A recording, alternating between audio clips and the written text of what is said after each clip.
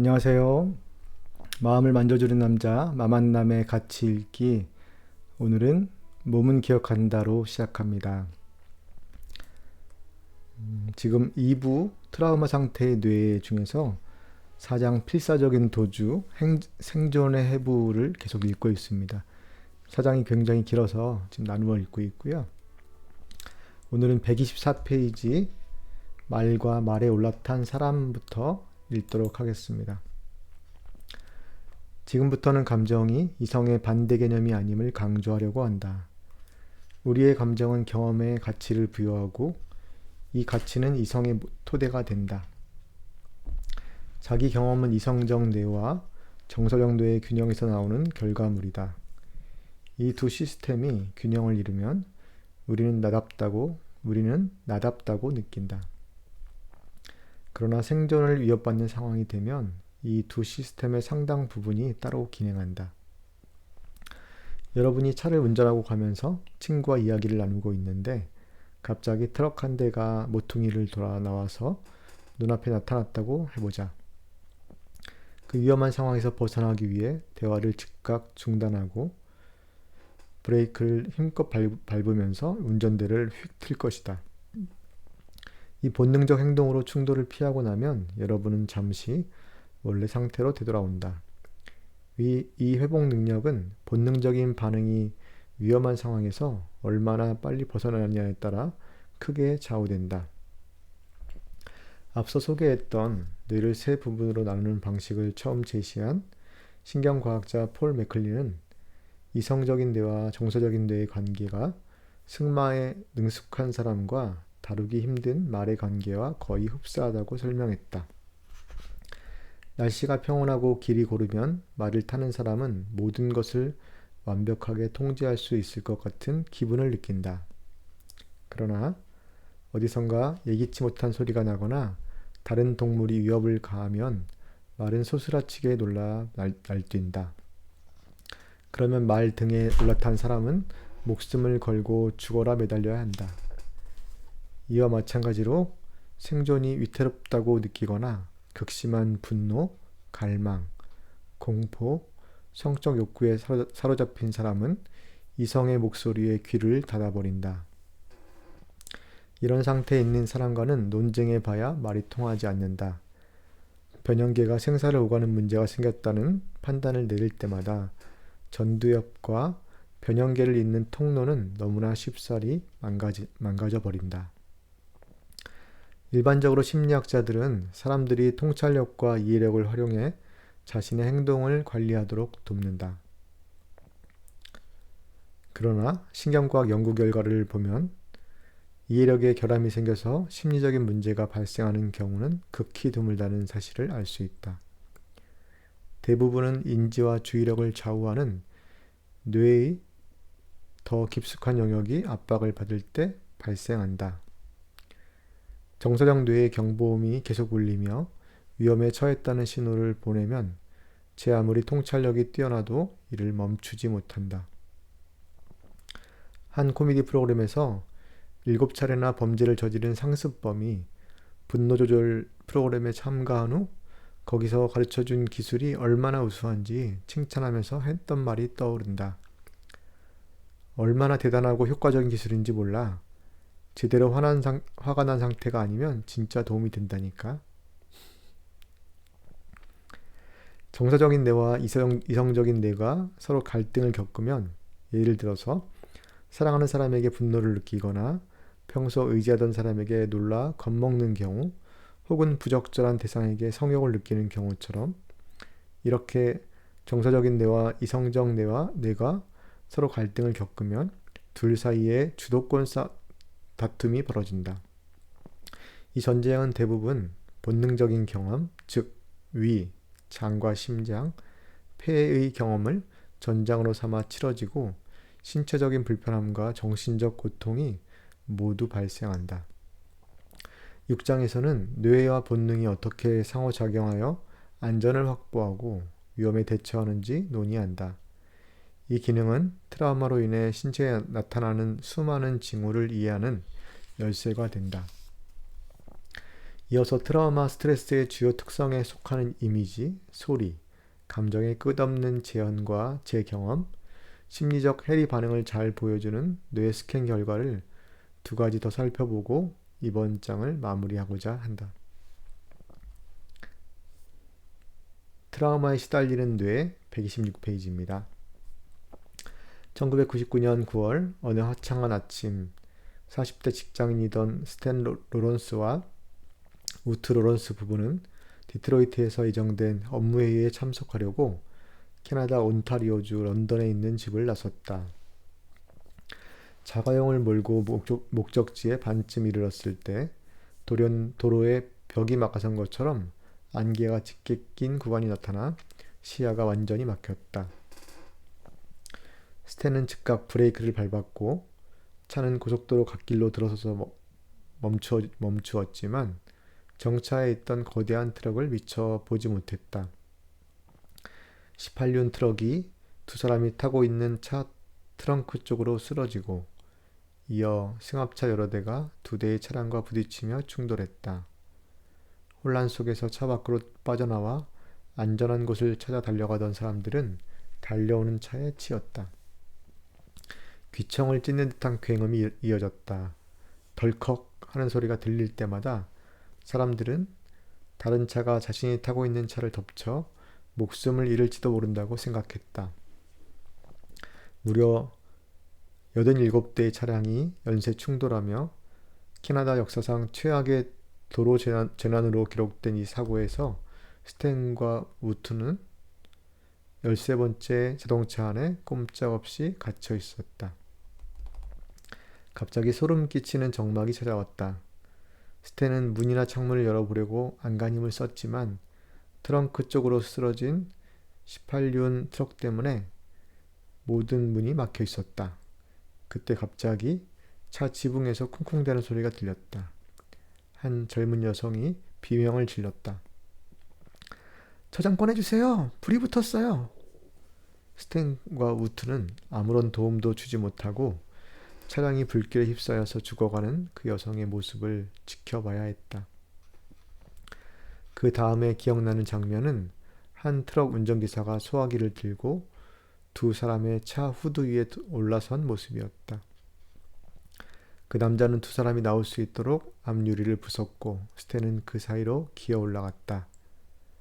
아내가 나올 수 있게 도와주려고 돌아보니 우트는 좌석에 얼어붙은 채 그대로 앉아 있었다. 스탠은 운전기사와 함께 우트를 끄집어냈고 부부는 구급차를 타고 응급실로 향했다.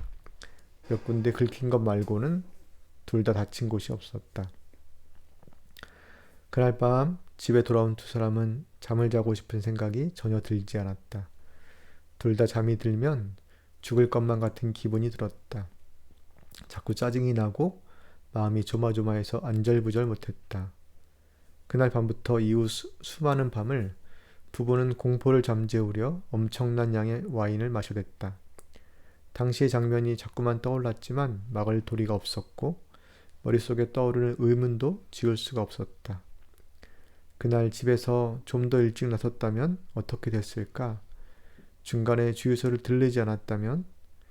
이런 상태로 3개월을 보낸 뒤 두 사람은 웨스턴 온타리오 대학교의 정신의학자인 루스 라니우스를 찾아가 도움을 청했다. 그로부터 몇 년 전 트라우마 센터에서 내 제자로 공부했던 라니우스 박사는 스탠과 우트에게 치료를 시작하기 전 fMRI 자기 공명 영상으로 두 사람의 신경 영상을 촬영하고 뇌를 눈으로 확인하고 싶다고 말했다. fMRI는 뇌의 혈류 변화를 추적해서 신경 활성을 측정하는 기술로서 PET, 양전자 방사 단층 촬영에 의한 영상 스캔과는 달리 방사선에 노출되지 않아도 된다. 라니우스 박사는 우리 연구진이 하버드에서 했던 연구 방법을 그대로 적용해서 사고 상황을 묘사한 대본을 마련하여 당시의 영상이 머릿속에 떠오르게 하고 스탠과 우트가 차 안에 갇혀있는 동안 경험한 이미지와 소리, 냄새와 다른 감각들이 재현되도록 했다. 스탠이 먼저 스캔을 받았다. 하버드 연구에서 마샤가 그랬듯이 그의 신체는 곧바로 과거 사건이 재현되는 반응을 보였다. 촬영이 끝나고 스탠은 땀에 흠뻑 젖어 심장이 쿵쾅대고 혈압이 치솟은 상태로 스캐너에서 나왔다. 사고 당일과 똑같은 기분입니다. 분명히 이제 죽을 것 같은데 벗어나기 위해 제가 할 수 있는 일이 아무것도 없다고 느꼈어요. 그는 이렇게 설명했다. 스탠에게 그날의 사고는 3개월 전에 일어난 일로 기억되지 않았다. 뇌 스캔을 받으면서 그는 사고를 다시 체험한 것이다. 이어서 해리와 재현 챕터입니다. 해리는 트라우마에서 빠지지 않고 나타나는 특성이다. 한 사람을 압도한 경험은 쪼개지고 조각조각 분리된다. 당시의 감정, 소리, 이미지, 생각, 트라우마와 관련된 신체 감각이 제각각 새로운 생명을 얻는 것이다.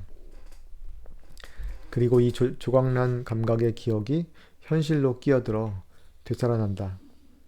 트라우마가 극복되지 않는 한 신체를 보호하려고 분비된 스트레스 호르몬이 혈액에 계속 떠다니고 방어적인 행동과 감정적 반응이 계속 반복된다.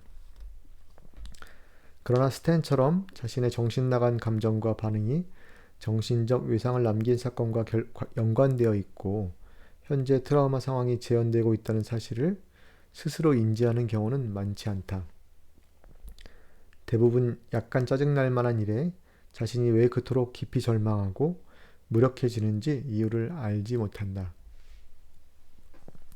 과거 사건의 재현과 재생은 어떤 면에서 트라우마 자체보다 더 큰 악영향을 미친다.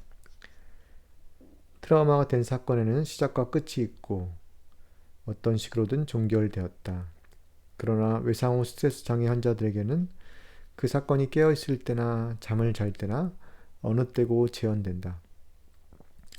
언제 다시 떠오를지, 얼마나 오래 이어질지 알 수도 없다.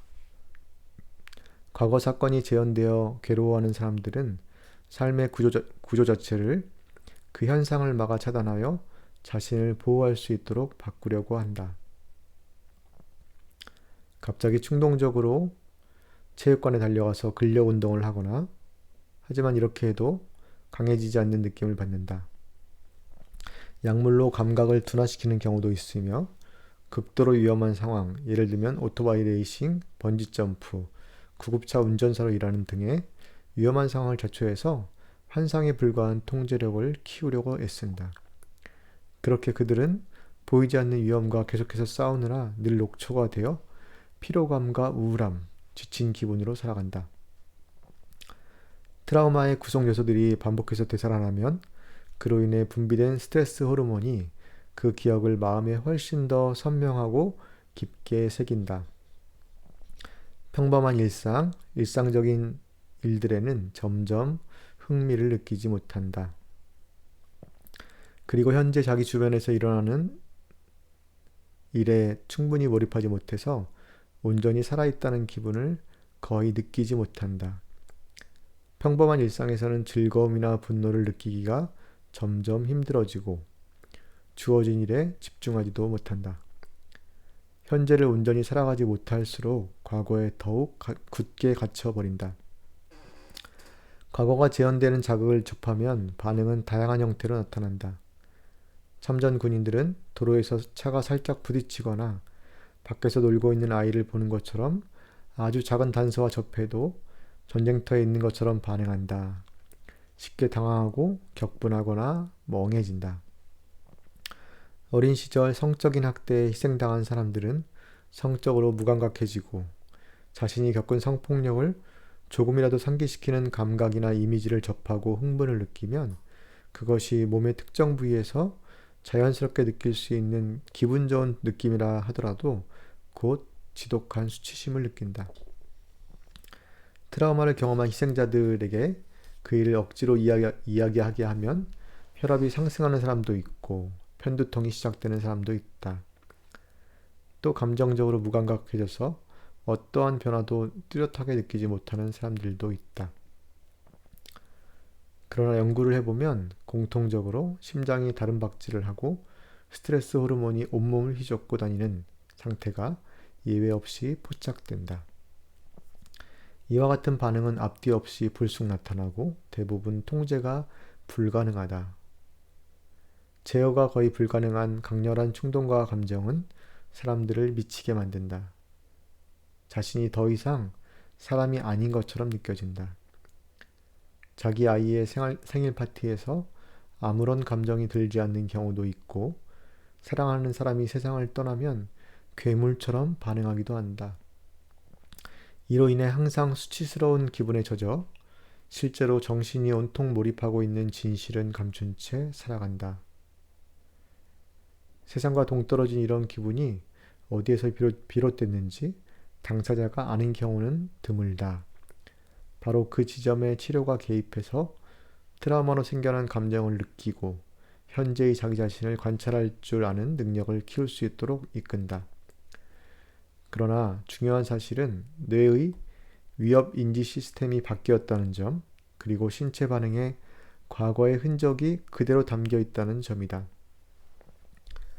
저 멀리 그곳에서 시작된 트라우마가 당사자의 신체를 전쟁터로 삼아 다시 재현되는 경우, 대부분 그 당시에 일어난 일과 현재 내면에서 일어난 일 사이에 의식적인 연계성이 없다. 따라서 이미 일어난 끔찍한 일을 받아들이는 법을 배우는 것이 아니라 자신의 내면에 존재하는 감각과 감정에 대한 지배권을 다시 쥐는 방법을 습득해야 한다.